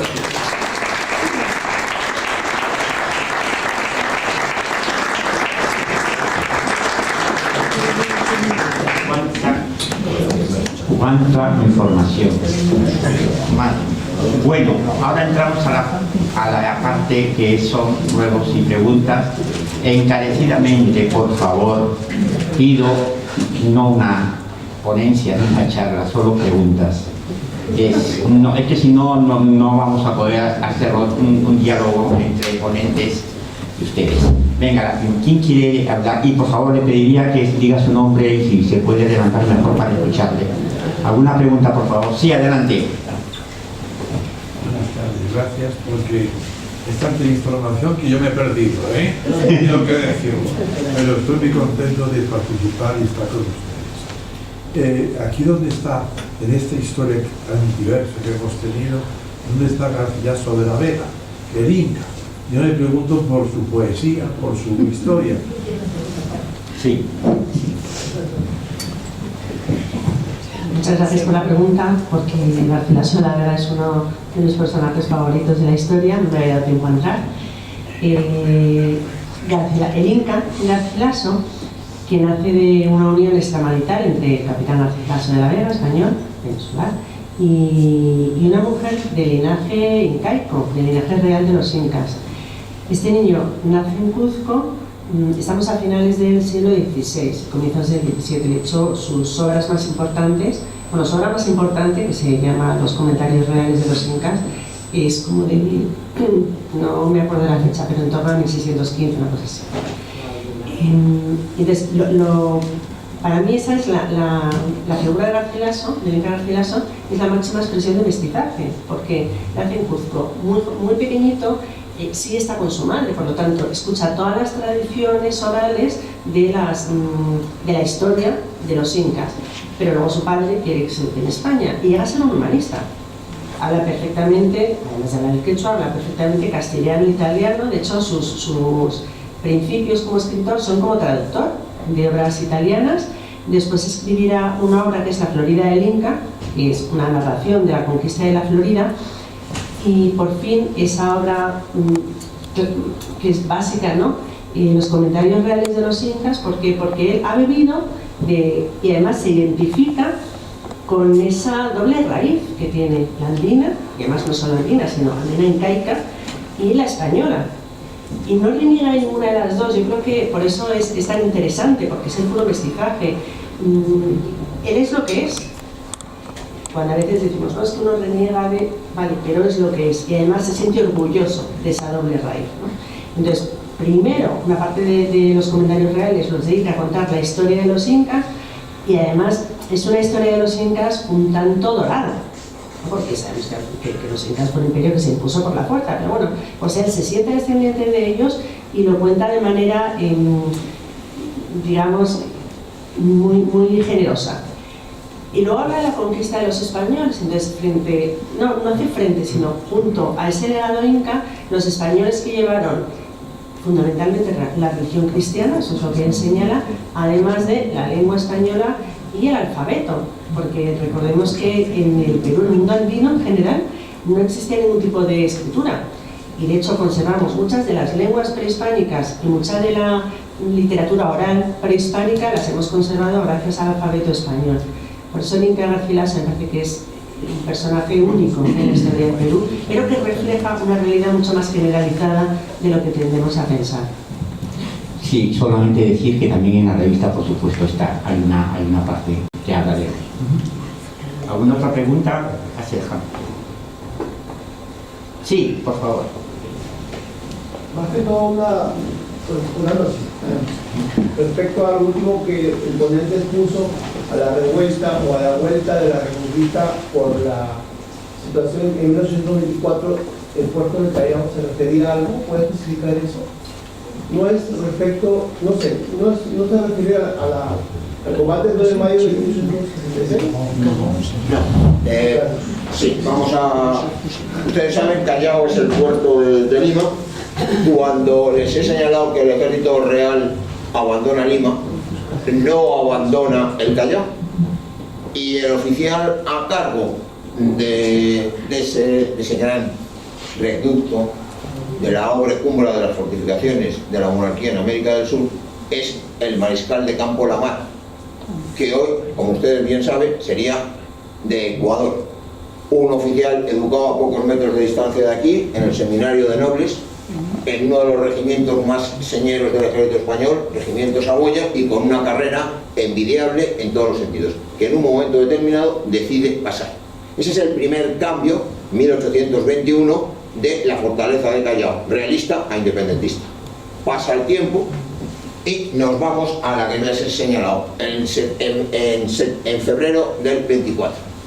Ahí la situación es distinta y una de las noches no se paga a la tropa y la guarnición del Callao está constituida por los restos de los argentinos de la corriente libertadora. Dos de los suboficiales se sublevan, dan el mando a un antiguo oficial realista y ahí pasa el Callao otra vez a la jurisdicción realista, a través de dos expediciones de Monet y de... lo diré, ahora me acordaré, y sobre todo previamente, y es verdad, lo que mandan los realistas no es una expedición militar, es a uno de los oficiales más importantes de los que he señalado ahí, a Lais, con bolsas de dinero. Y a partir de que llegue esas bolsas de dinero, el Callao cambia de nombre. Bien. El combate posterior no tiene nada que ver con esto, y aquí en la sala hay expertos auténticos en ese combate que le podrían orientar mucho mejor que yo. No sé si le contestamos. Sí, antes que continúen, por favor, hay un compañero que también ha hecho artículos en la revista y que en la primera parte de estos dos eventos hizo una exposición en el Real Casino. Luis Antequera, por favor, puedes venir a acercarte para que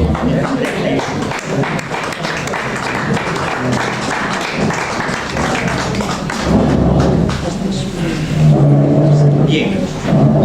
Preguntas facilitas, ¿eh?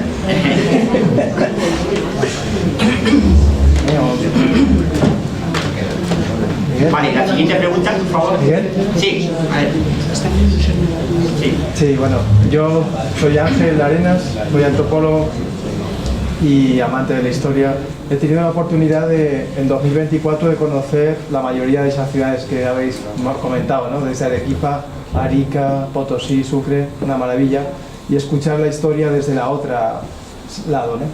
Mi pregunta tiene que ver con el consejo del compañero anterior, es decir, ¿cuál sería para vosotros, aunque sea difícil la pregunta, las claves para que la América hispana, la actual Bolivia, Perú, Colombia, tome mucho más en consideración la historia compartida con España, que, como decía Miguel, os puedo asegurar que es lamentable? Lo he vivido muy en persona y da pena ver cómo hacen en los libros de texto de los colegios, hacen un paréntesis ridículo y encima peyorativo. Entonces, ¿cuál sería vuestros tres posibles pautas a seguir para que aquella parte de la América hispana pues tome más conciencia del legado tan rico que han recibido?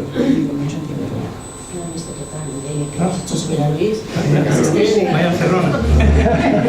Bueno, es que la respuesta es muy obvia y muy sencilla. Es el conocimiento de la historia. Es decir, yo creo que una de las misiones fundamentales que tienen los héroes de Cavite y todas las personas que participamos del nuevo hispanismo, que lo doy en llamar así, es justamente dar a conocer la historia. Hay 3 siglos, hay un agujero de 3 siglos, como se ha señalado muy bien, y no se conoce. Mientras eso no se conozca, es muy poquito lo que podemos hacer. ¿Cómo se ha llegado a esta situación? Pues seguramente por intereses políticos muy claros, es decir, cuando se producen las independencias americanas, aquellos que se quedan allí, lo primero que tienen que hacer es justificarse, autojustificarse, incluso más cuando la situación es cada vez peor. Es decir, la situación de los habitantes en América, de los indígenas, incluso de los criollos, empieza a ser peor y es absolutamente necesario autojustificarse, porque hemos echado a aquellos que lo hacían mejor que nosotros y se empieza a crear una nueva historia, que es la que se ha estado expandiendo en América y también en España, que no es menos grave el tema, y también en la España europea, en la España americana y en la España europea, que es absolutamente tergiversada. Hay que recuperar esa historia. Lo primero que tenemos que hacer es recuperar la historia. Sin recuperar la historia no hay nada que hacer. Y es un trabajo que nos va a costar mucho, porque está todo por hacer. Es decir, es que a medida, pero incluso nosotros, no ya personas que no están estudiando el tema, a medida que vamos adentrándonos en esa maravillosa convivencia que se produjo entre españoles e indígenas en América, ese proceso maravilloso de 3 siglos que se produjo en América, no nos encontramos más que sorpresas.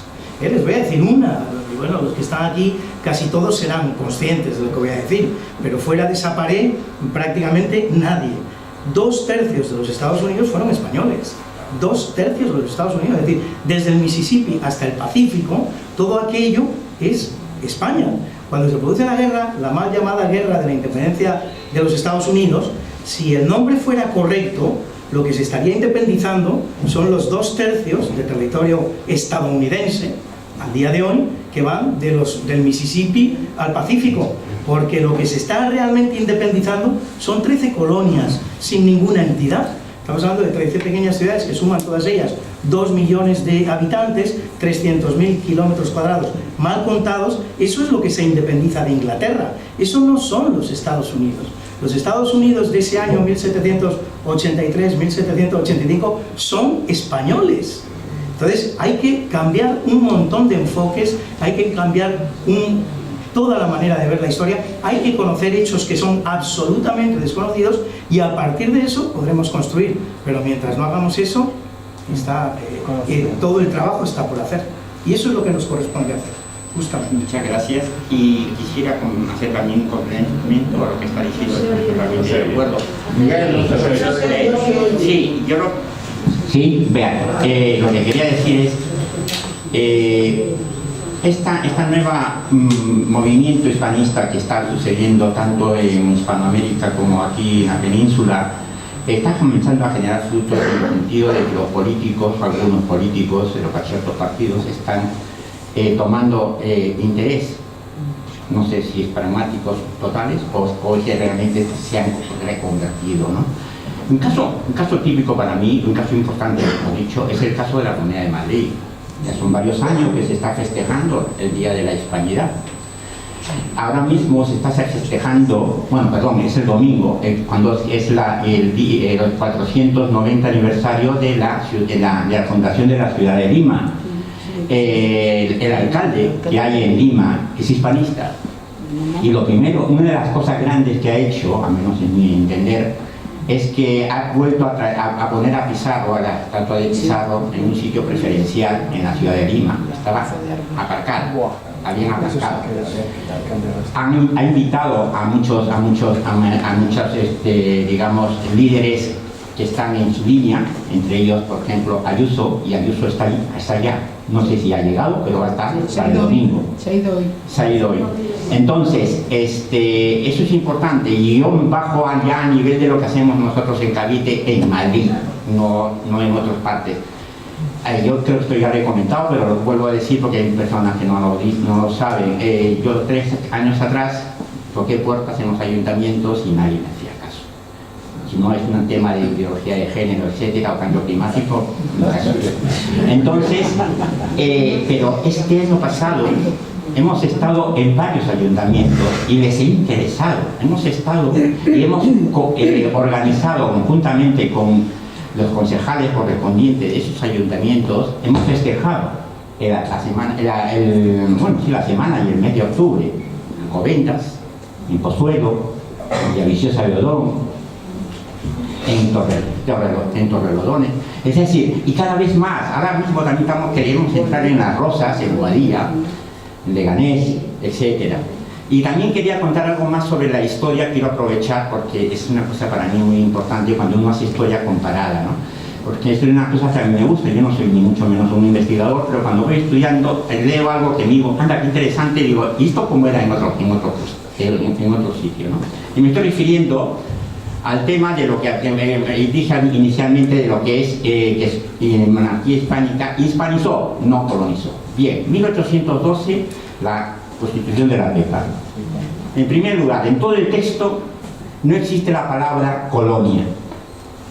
Segundo, el título 2 del Territorio de las Españas, Supervisión y Gobierno de los Ciudadanos Españoles, capítulo primero, en el artículo 10 explica qué cosa es el territorio español. Y entre ellos, evidentemente, habla de la península, Canarias, América Septentrional, América Meridional, y ahí va contando los distintos puntos que tiene en Asia también, etcétera. En el capítulo 4, artículo 18, dice: son ciudadanos aquellos españoles que por ambas líneas tienen su origen en estos territorios. Fantástico, parece algo normal. Pues ahora comparémoslo con la Constitución de 1791 de Francia, la famosa, que para nosotros es el cambio de edad moderna a edad contemporánea, cuyos principios son libertad, igualdad y fraternidad. Artículo 1. El reino es uno e indivisible y su territorio se reparte en 83 departamentos. Es decir, está hablando más o menos los mismos departamentos que tiene actualmente. Artículo 2. Son ciudadanos franceses los que hayan nacido en Francia en estos territorios. Y tenemos que ir al artículo 209, es increíble, que dice lo siguiente, por favor, escuchad. Las colonias, aquí sí dice colonias, las colonias y posesiones francesas de Asia, África y América, si bien forman parte del imperio francés, no están comprendidas en la presente Constitución. De la marinera. La diferencia es brutal. La diferencia es tan brutal y nosotros nos sentimos como que Francia, lo máximo con la Revolución Francesa. Bueno, pues por eso es necesario conocer nuestra historia y compararla. Exacto. ¿Alguna pregunta? Sí, yo quería hacer una. Quisiera saber si cuando el general Riego en 1820 se alzó en Cabezas de San Juan y pidiendo que parte de las tropas fueran a combatir los movimientos de emancipación, puede ser considerado como un acto de alta traición.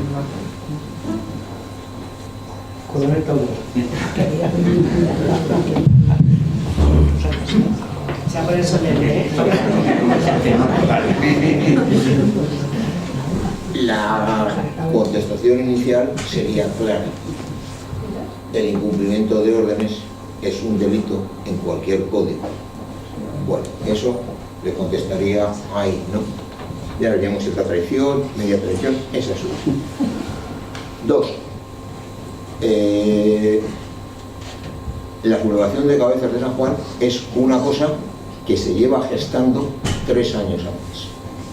Es una cosa, la conspiración es tan complicada que es completamente imposible de entrar.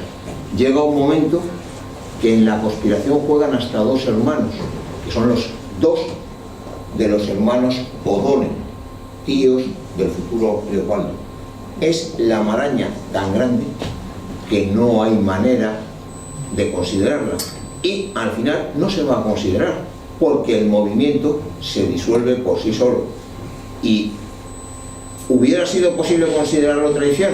¿Alta traición, como dice usted? Posible. Al final, Riego le siguen 16 oficiales, si no recuerdo mal, porque hablo de memoria, y 20 soldados. porque toda la tropa era realista, como todos los españoles de aquellos tiempos, perdón, todos, como la mayoría. Lo que ocurre es que no querían ir a combatir a Buenos Aires. Y eso se difunde, se disimula. No sé si han visto ahí las frases. Al poco tiempo, orden al virrey de negociar. Ahora, oiga, negocie, pero jamás la independencia. Ya, sí. Traición, sí. Si voy un poquito más y entramos en sociedades secretas, solamente les voy a hacer un comentario. Conspirar es un delito. Siempre tiene que ser secreto, porque si no te cuesta la cabeza. Más si eres un oficial de los reales ejércitos, o del Real Ejército, perdón, en aquellos tiempos ya un oficial del Ejército Nacional. No sé si le contesto. Sí. Aquí es muy pertinente añadir esa famosa anécdota que se produce en el juicio del general Sanjurjo, que ha hecho un golpe de Estado contra la República y es juzgado, y le pregunta al juez: ¿y usted con quién contaba? Y le responde Sanjurjo: de haber triunfado con usted. Bueno, tenemos 5 minutos. ¿Alguna pregunta más? ¿Sí? ¿No? ¿No hay más preguntas? Pues si no hay más preguntas, pasamos a tomar, a hacer el vino y el chindras. Bienvenidos. Muchísimas gracias.